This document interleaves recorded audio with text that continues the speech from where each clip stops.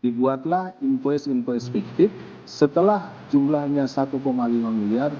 Nah, nanti itu akan diberikan sebagai uang apresiasi. Menandakan bahwa ada kerusakan sistem nih.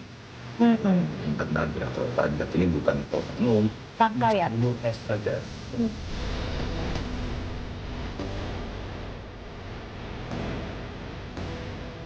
Kalau emang orang pajak dan bea cukai ada yang masalah ya ditindak secara hukum sesuai dengan peraturan undang-undang yang berada.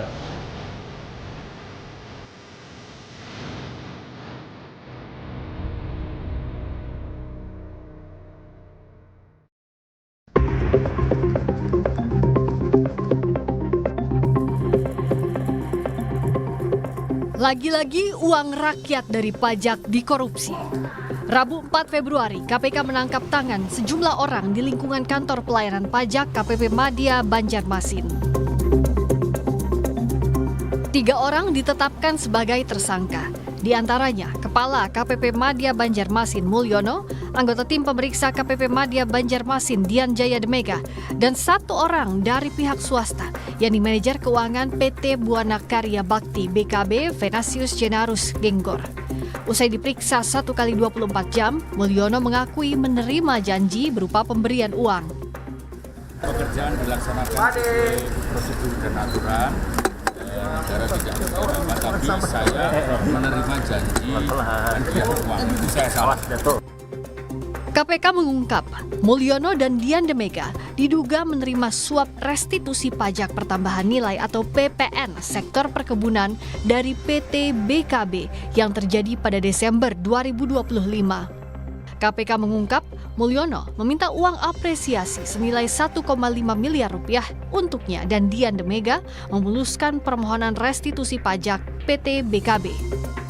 Dari nilai tersebut, tersangka Venasius dari pihak swasta turut menerima komisi sekitar 10%.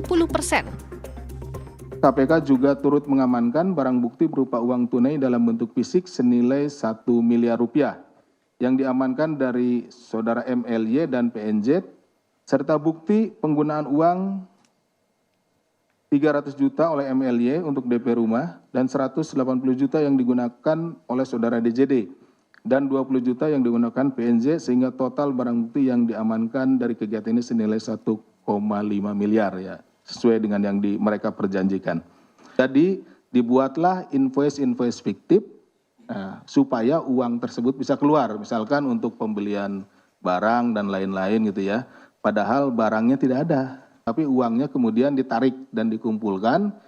Setelah jumlahnya 1,5 miliar, nah nanti itulah yang akan diberikan sebagai uang apresiasi. Sebelumnya pada awal Januari lalu, KPK telah menetapkan 3 tersangka dalam dugaan kasus korupsi di kantor pelayanan pajak Madya, Jakarta Utara. Salah satunya Kepala KPP Madya Jakarta Utara, Dwi Budi Iswahayu.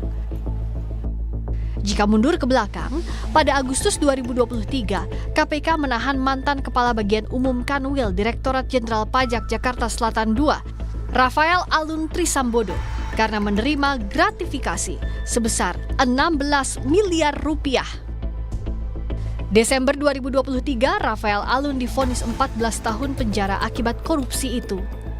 Sementara pada Maret 2010, KPK menangkap pegawai negeri sipil Gayus Tambunan dalam kasus mafia pajak terkait suap dan gratifikasi.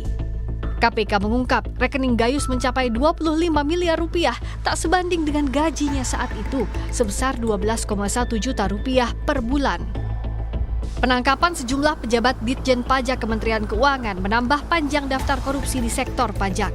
Ironisnya, hal ini terjadi di saat negara tengah mengejar target pertumbuhan ekonomi hingga 6% untuk tahun 2026. Mantan penyidik senior KPK Praswat Nugraha menilai Direktorat Jenderal Pajak sudah rusak secara sistemik sehingga yang bermain bukan hanya oknum pegawai pajak semata. OTT KPK hanya mengungkap puncak gunung es dan tak menimbulkan efek jerah. Praswat menambahkan, perlu ada perombakan besar pejabat di lingkungan Kementerian Keuangan dan membentuk Direktorat Khusus Penanganan Korupsi Pajak di KPK.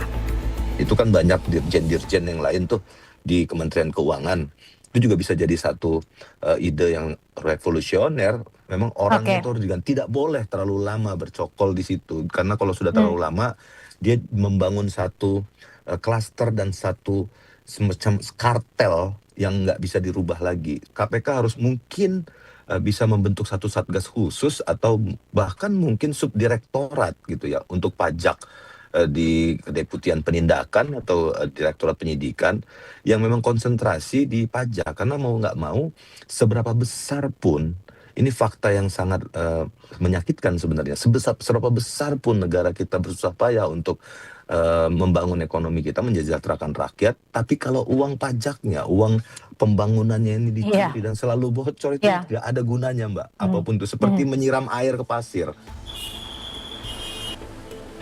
Tak hanya korupsi pajak, KPK juga menetapkan 6 orang sebagai tersangka dari OTT di lingkungan kantor Ditjen Bea Cukai Kementerian Keuangan. Salah satunya mantan Direktur dan Penindakan Penyidikan Ditjen Bea Cukai dan 2 orang pegawai aktif Direktorat Penindakan dan Penyidikan Bea Cukai. KPK mengungkap para tersangka diduga terlibat suap dan gratifikasi terkait kasus impor barang dari luar negeri. KPK menyita barang bukti diantaranya uang senilai 40 miliar rupiah, emas 5,3 kilogram, dan jam tangan mewah dari OTT Bea Cukai ini. Menanggapi pegawai pajak dan Bea Cukai yang tertangkap tangan KPK, Menteri Keuangan memastikan tak akan intervensi proses hukum yang berlangsung. Namun, Kementerian Keuangan tetap akan memfasilitasi pendampingan hukum para tersangka. Ya biar aja kita lihat apa hasilnya OTT itu. Kalau emang orang pajak dan Bea Cukai ada yang bersalah ya harus ditindak secara hukum sesuai dengan peraturan undang-undang yang berada.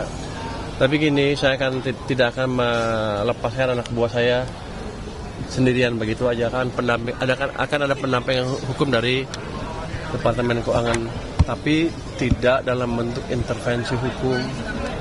Itu kira-kira kita temenin aja sampai prosesnya selesai.